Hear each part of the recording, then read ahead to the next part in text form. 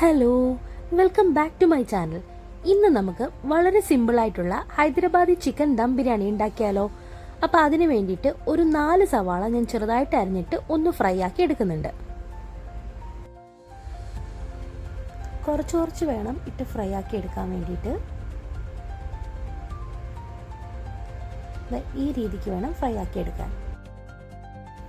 ഈ ഹൈദരാബാദി ബിരിയാണിയുടെ main part എന്ന് പറഞ്ഞാൽ ഈ മസാലയാണ്.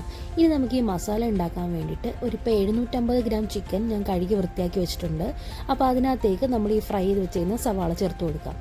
അതിനുശേഷം ഒരു കൈപ്പിടി അളവിന് ചെറുതായിട്ട് അരിഞ്ഞ് വെച്ചേക്കുന്ന മല്ലിയിലയും പുതിനയിലയും കൂടെ ചേർത്ത് കൊടുക്കാം.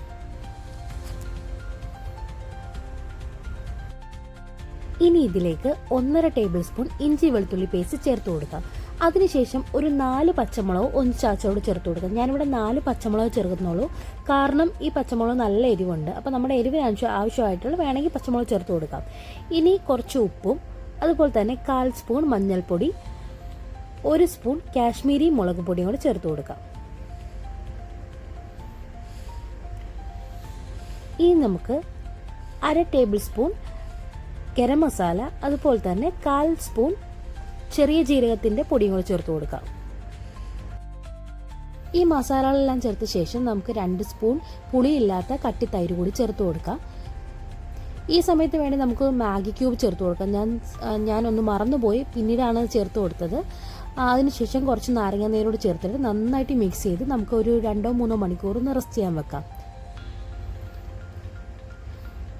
അതിനുശേഷം ഒരു പാൻ എടുത്തിട്ട് അതിനകത്തേക്ക് ഞാനിപ്പം GRBയുടെ നെയ്യ് എടുത്തിട്ടുണ്ട്. അപ്പോൾ അതൊരു 2 സ്പൂൺ ഒഴിച്ച ശേഷം ഇതിനകത്തേക്ക് നമ്മൾ ഈ മസാല ഒന്ന് ഇട്ട് കൊടുക്കാം. ഞാനിത് മസാല ഈ പാനകത്തോട്ട് ഇട്ട ശേഷമാണ് ഒരു മാഗി ക്യൂബ് ചേർത്ത് കൊടുക്കുന്നത്. നമുക്ക് ഈ മസാല മിക്സ് ചെയ്യുന്ന സമയത്ത് വേണമെങ്കിൽ ചേർത്ത് കൊടുക്കാം. ഞാൻ ആ സമയത്ത് മറന്നു പോയത് കൊണ്ട് പിന്നീട് ചേർത്ത് കൊടുക്കുന്നേ ഉള്ളൂ. ഇത് നമുക്കൊന്ന് ഇളക്കി കൊടുത്തിട്ട് ഒന്ന് മൂടി വെച്ച് വേവിച്ചെടുക്കാം. ഇനി ഇടയ്ക്കിടയ്ക്ക് മൂടി തുറന്ന് ഇളക്കാൻ മറക്കണ്ട, അല്ലെങ്കിൽ ഒന്ന് അടി പിടിക്കും. നന്നായിട്ട് മിക്സായി നമ്മുടെ മസാലയൊക്കെ സെറ്റായി വരുന്നതുകൊണ്ട് ഈ ഒരു പരുവാകുമ്പോഴത്തേന് നമുക്ക് ഓഫ് ചെയ്യാം. ആ നെയ്യ് നമ്മൾ ഒഴിച്ച നെയ്യൊക്കെ ഒന്ന് തെളിഞ്ഞ് നല്ല സെറ്റായിട്ട് വന്നിട്ടുണ്ട്. ഇനി നമുക്കൊന്ന് റൈസ് ഉണ്ടാക്കിയെടുക്കാം. അപ്പോൾ അതിന് വേണ്ടിയിട്ട് നമ്മൾ എടുത്തിരിക്കുന്നത് താജ്മഹലിൻ്റെ ബാസ്മതി റൈസാണ്. ഇപ്പോൾ ഇത് നമുക്കൊന്ന് കഴുകി 1 മണിക്കൂർ വെള്ളത്തിൽ കുതിക്കാൻ വെച്ചേക്കാം.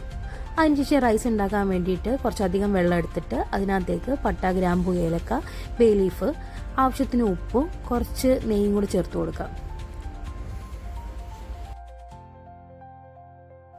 നമ്മൾ പൊതുവേ ഹൈദരാബാദി ബിരിയാണിക്ക് റൈസ് വറ്റിച്ചല്ല എടുക്കുന്നത്, അതിന് പകരമായിട്ട് ഇങ്ങനെ ഊറ്റിയാണ് എടുക്കുന്നത്. അപ്പോൾ നമ്മളൊരു 75% വേവിച്ചിട്ട് അതിനുശേഷം നമ്മൾ ദം ചെയ്യുകയാണ് ചെയ്യുന്നത്. അപ്പോൾ വെള്ളമൊക്കെ തിളച്ച് വന്നിട്ടുണ്ട്. അപ്പോൾ അതിനകത്തേക്ക് കഴുകി ഊറ്റി വെച്ചേക്കുന്ന റൈസ് നമുക്ക് ഇട്ട് കൊടുക്കാം.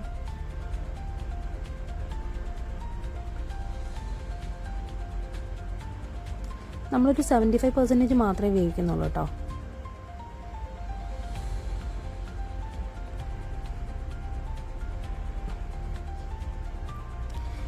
ഈ രീതിക്ക് വെന്ത് പാകമാകുമ്പോഴത്തേക്കും നമുക്കിത് ഊറ്റിയെടുക്കാം.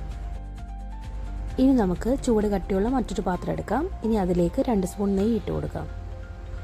ഈ നെയ്യൊക്കെ ഒന്ന് ചൂടായി വരുമ്പോഴത്തേക്കും നമുക്കിത് ഒരു ലെയർ റൈസ് ഇട്ട് കൊടുക്കാം. അങ്ങനെ റൈസ് ഒരു ലെയർ ഇട്ട ശേഷം അതിന് മുകളിലായിട്ട് നമുക്ക് റെഡിയാക്കി വെച്ചേക്കുന്ന മസാലയോട് ചേർത്ത് കൊടുക്കാം. ഈ ഹൈദരാബാദിലെ ഹൈലൈറ്റ് എന്ന് പറയുന്നത് തന്നെ ഈ ഒരു മസാലയാണ് കേട്ടോ.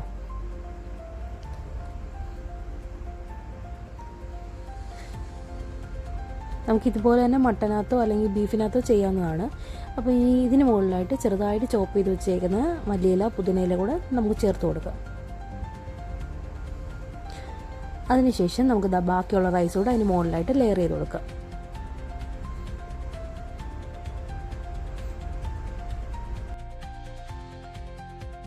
ഇത് റൈസ് ഇട്ട് ലെയർ ചെയ്ത ശേഷം നമുക്ക് കുറച്ച് ഗാർണിഷ് ചെയ്യാം.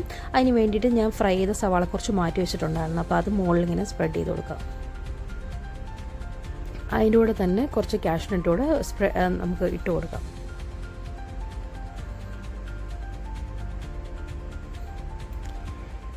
ഇനി നമുക്ക് മല്ലിയില, പുതിനയില ചെറുതായിട്ട് അരിഞ്ഞോടെ ചേർത്ത് കൊടുക്കാം കേട്ടോ. ഇനി നമുക്ക് ഒരു കളറിന് വേണ്ടിയിട്ട് വേണമെങ്കിൽ കുറച്ച് യെല്ലോ കളർ ചേർത്ത് കൊടുക്കാം. ഞാനവിടെ യെല്ലോ കളറല്ല ചേർക്കുന്നത്, അതിന് പകരം കുറച്ച് മഞ്ഞൾപ്പൊടി ഒരിത്തിരി വെള്ളത്തിൽ ഒന്ന് കലക്കിയിട്ട് അതിന് മുകളിലായിട്ട് ഇട്ട് കൊടുക്കുന്നുണ്ട് കേട്ടോ. ഇനി നമുക്കൊന്ന് അടച്ച് വെച്ചിട്ട് ഒരു 20 മിനിറ്റ് ചെറിയ തീയിലിട്ടൊന്ന് ദം ചെയ്തെടുക്കാം. 20 മിനിറ്റ് കഴിഞ്ഞിട്ട് നമ്മളിത് ദമ്മൊക്കെ പൊട്ടിക്കുമ്പോൾ റൈസൊക്കെ അടിപൊളിയായിട്ട് വരുന്നുണ്ട് കേട്ടോ. ഇത് മസ്റ്റ് ട്രൈ ആണ് കേട്ടോ, നിങ്ങളൊന്ന് ചെയ്ത് നോക്കുക, നിങ്ങൾക്ക് എന്തായാലും ഇഷ്ടമാവും.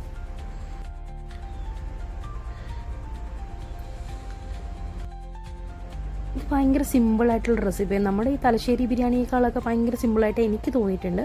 അപ്പോൾ നിങ്ങളൊന്ന് ട്രൈ ചെയ്ത് നോക്കണം കേട്ടോ. അതുപോലെ തന്നെ എൻ്റെ ചാനൽ സബ്സ്ക്രൈബ് ചെയ്തില്ലെങ്കിൽ അതുകൊണ്ടും ചെയ്തേക്കണേ.